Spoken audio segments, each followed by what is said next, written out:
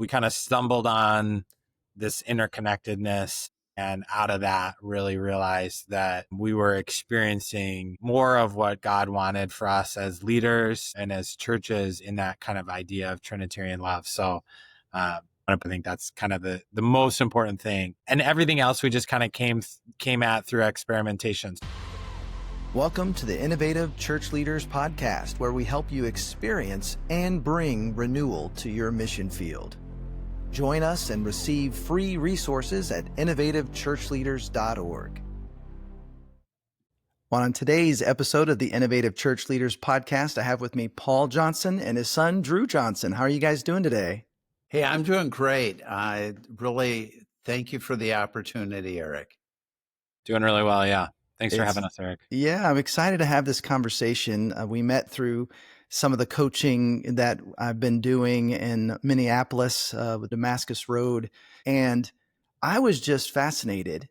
You guys have a vibrant, healthy church that's really multiplied into now there's 4 churches, but you haven't gone the traditional route of campusing or even streaming. They're more like an independent network of churches. If you don't mind, why don't you just describe kind of the heart behind how you've multiplied in your city there, from starting from Woodridge and now into these 4 local churches? Yeah, we had done a lot of work in church planting and in helping people start churches. And there's so much I love about that. But one of the things in the church planting metaphor that we use is that we give birth to a new church. And I think a lot of times we abandon the baby right after birth. And we were starting in Northeast Minneapolis, which is an more inner city part of the city of Minneapolis. And we knew that it wasn't going to be, 1 year of support or 2 years of support. So I talked about the guy who we were working with, Michael Bender, and I said, well, what if you just stay part of the church? Because no one ever asks, like, well, why are you spending so much on student ministry or children's ministry? And so they did that. And the idea was sort of to reflect the glory of God that I find in John 17 and in Ephesians 4. I like to call it Trinitarian love, God's love for God. And that if we looked at pushing in on loving one another and pushing in on supporting one another, it would make a huge difference. Well, we started Mill City that way, a live teacher, live leader, but one structure. And we were at a group meeting and had a variety of different backgrounds. And one guy came up and said, I think I have a word from God for you. And we took that real seriously. And he said, I see you as like a tree where you're all interconnected underground, and yet you're distinct above ground. And Drew called the Minnesota Arboretum and said, is there such a tree? So that's the Aspen Grove. And so we're interconnected and one in all of the things that are behind the scene, but then in each of the environments that we're in, we're unique. We found that allowed us to train up more leaders, to work collaboratively. We work collaboratively on messages. We, exchange opportunities to speak at each other's sites. People often at a site will talk about, 3 or 4 pastors that are sort of their lead pastor because they have relationships with them. And I've just loved the opportunity to do that and be part of that. Yeah, I think that to me is the most important thing, is just that idea of we kind of stumbled on this interconnectedness, and out of that really realized that we were experiencing more of what God wanted for us as leaders and as churches in that kind of idea of Trinitarian love. I think that's kind of the most important thing. And everything else we just kind of came at through experimentation. So Mill City leaving was a huge part of the experimentation. The year after they started, we started a church that was further west of our original location called Woodridge. And, we experimented with using the Woodridge name in a different location. And one of the things we realized was that our Woodridge brand wasn't strong enough or meaningful enough to transfer into that environment. There were 200 people from Woodridge that went to start that new location, but they were really buying into the uniqueness of their context. And so the opportunity to have a unique name to go along with the live preaching really, really resonated with them. So I think, when I think about multi-site, I typically think of the video venue, but I think you've got live or video teaching, live or video worship, and then a degree of live or centralized leadership. And so we talk about live leadership being almost more important for us than the live teaching. I think we could even experiment with video sermons and find some success with that, because the individual church locations are really being shepherded and led by the staff team and the volunteer teams that make up those locations. And so one of the ways that that's helped us is healthy competition. So we're really experiencing that sort of iron sharpens iron, biblical truth / Christian cliche, because we're learning things from each other, and we're picking, we're experimenting with different kids curriculum, different student series. But the way that we've really leaned into the Trinitarian love is that just all of our lead pastors at each one of our locations or sites or campuses or whatever are really committed to each other. And we spend a lot of time working on those relationships. That really is kind of the way in which we stay connected. And then we have one board and one membership and one overall budget. And so those are some strategic things that are keeping us interconnected too. Well, and it's really fascinating to me because you're leading Mercy Hill, which is one of the locations, mercy-hill.com. You also lead the Aspen Grove Network. That's the group of lead pastors. Talk a little bit more about some of what you share and some of the things that are independent, as you guys are really trying to be very strategic in each of your contexts.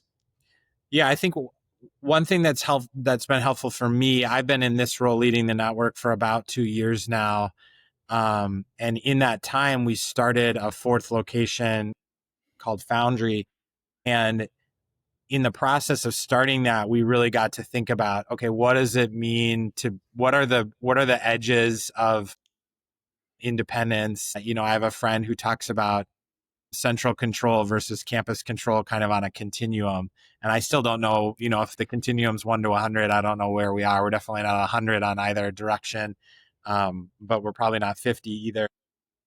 So one of the things that I asked him to do was, we do all of our teaching series in team, and each one of our locations has the opportunity to do a different teaching series if they want to. But I just said to him, for a year, will you just commit to doing the same teaching series that everyone else is doing? So he did a bunch of different teachings as a part of their launch. And then he's kind of clicked into everything else that we've been doing. One of the things, if we're going to start a fifth site tomorrow, I would give more control to the starter in terms of the series that we're all doing. I think that would have been amazing if we had just all participated in that one set of teachings that he was doing to start his location. I think it would have created more alignment on the one hand, but also just more relational buy-in from all of the people in our churches. So the teaching being together is one of the things that I think really connects us. That flows out of the lead pastors being connected with each other.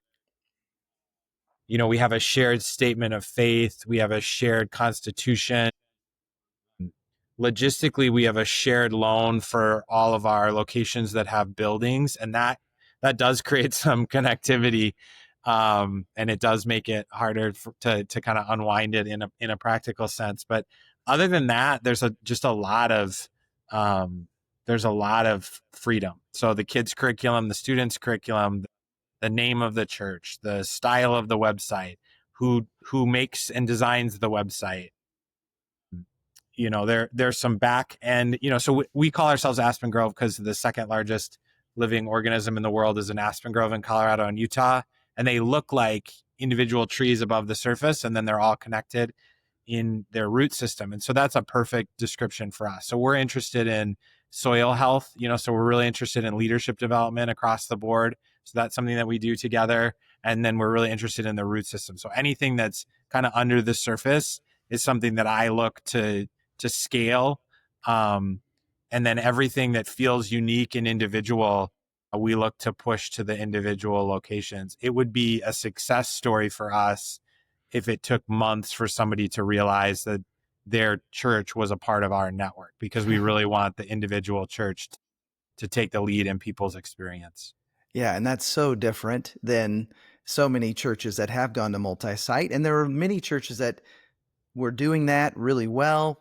Pandemic comes and they've kind of sent out some of these campuses as church plants. We see just kind of across the gamut different styles.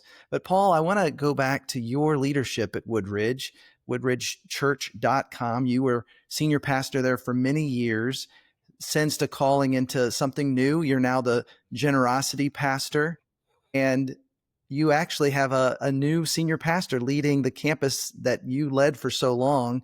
Talk about that transition, because that to me was also a really inspiring part of your story. Just such a, what at least on the surface seems like a seamless transition to a younger leader that's now working with Drew in terms of this network. Well, about 5 years ago, we decided, no, I guess it's more 6 years ago, we started looking at a succession plan.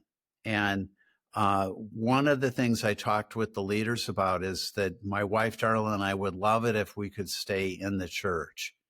And the leaders we had agreed with that. And at one point, we thought either Drew or Aaron Sorensen might take over Woodridge, but they both felt led to stay with the sites they were in. Drew felt led to be the leader of the network, and that left an opening here at Woodridge. And really, in some miraculous ways, God provided Zach Bush for us, and he felt real comfortable with the idea that I'd stay part of the church.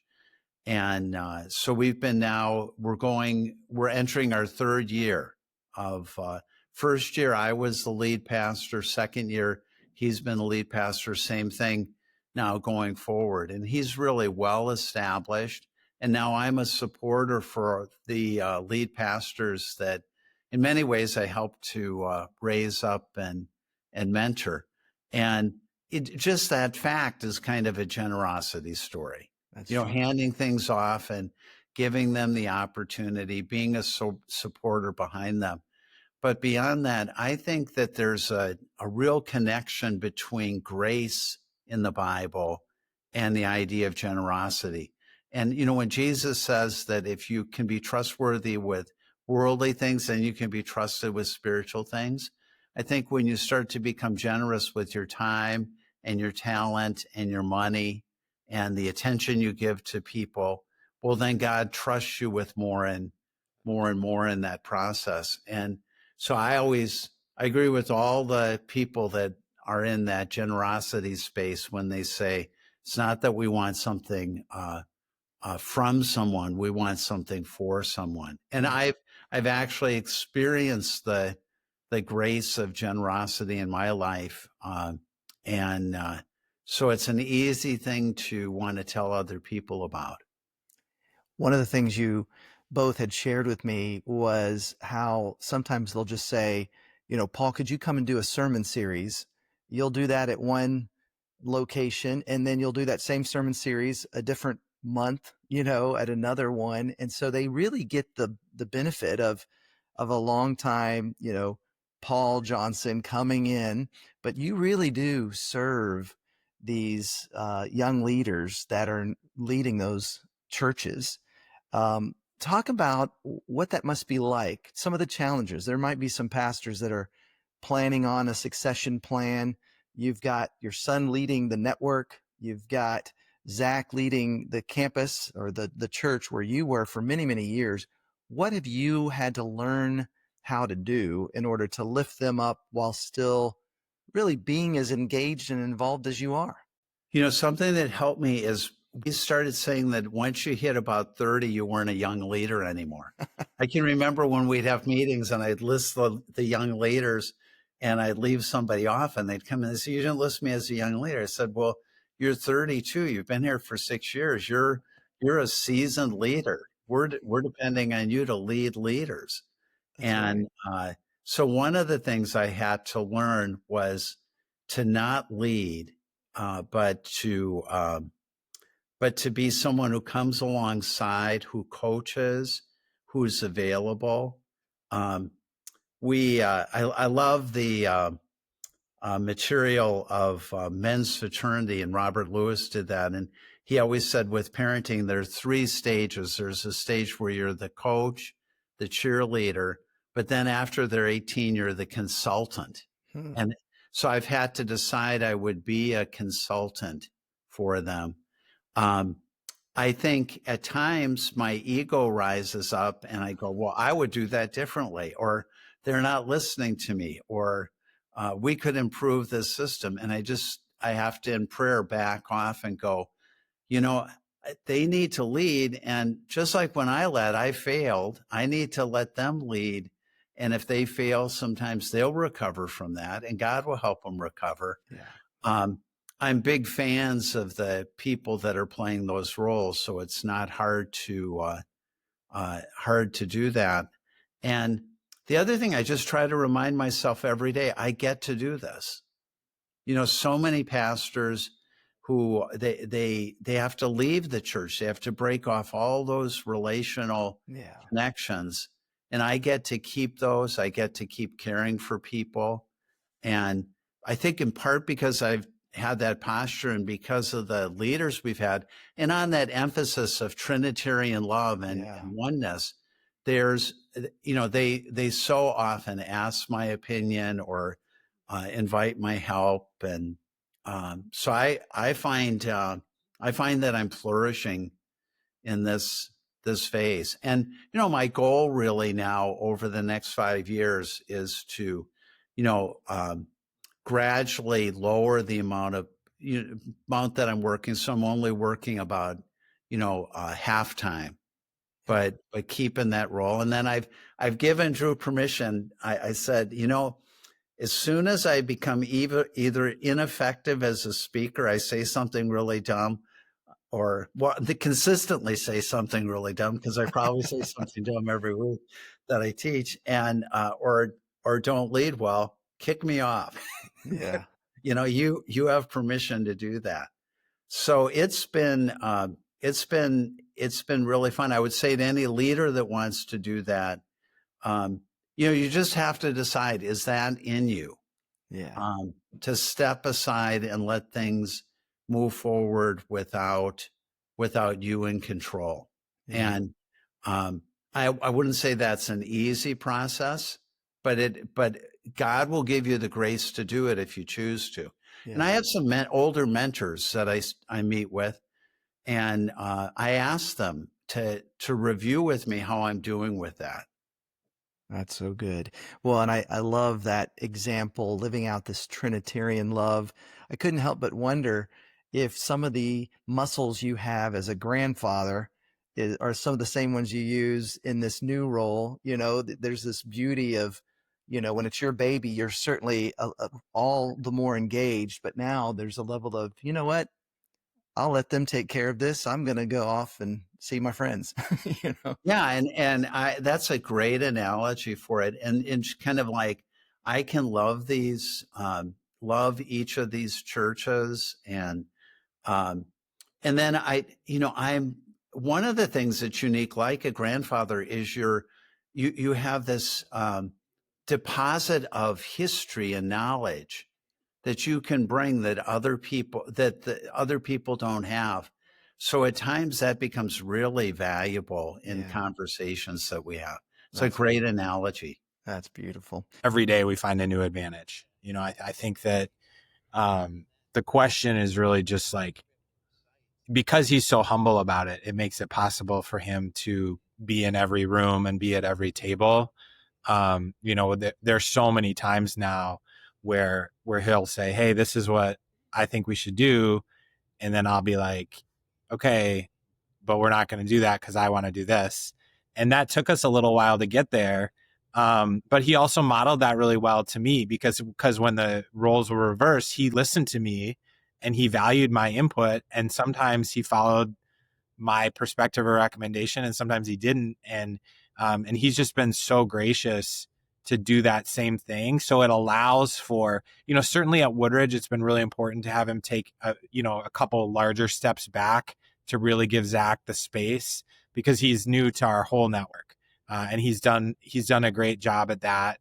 But in the other contexts, and especially, leading the network more broadly, and then participating in our teaching team, and then catalyzing generosity, those are areas where it's so great to have him around, because he wants to be around and he wants to be invested. I think the pastor generosity title helps too, because rather than being pastor emeritus and sort of pastor of everything and pastor of nothing, he has this really clear kind of lane that he can do whatever he wants in. And then if it's outside of that lane, it comes back to that courage and humility piece, where does he have the humility to ask to be in the room? Does the person who's in charge of that room have the courage to say yes or no?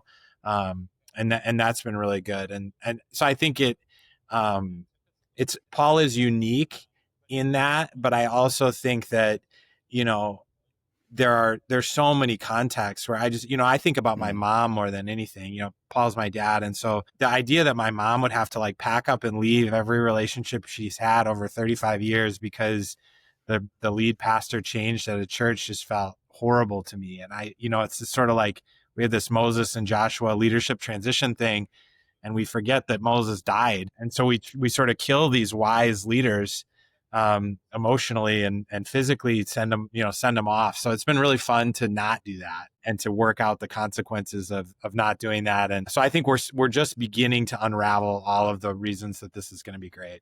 Paul and Drew, thank you for taking the time. Thank you for your really beautiful example of selfless leadership, and keep up the great work there in Minneapolis. Thanks for listening to the Innovative Church Leaders Podcast. Be sure to subscribe and share as we bring spirit-led innovation, reach new people, and make disciples who make disciples. Be sure to sign up for our email newsletter at innovativechurchleaders.org for free resources and an opportunity to join a cohort with Dr. N.T. Wright.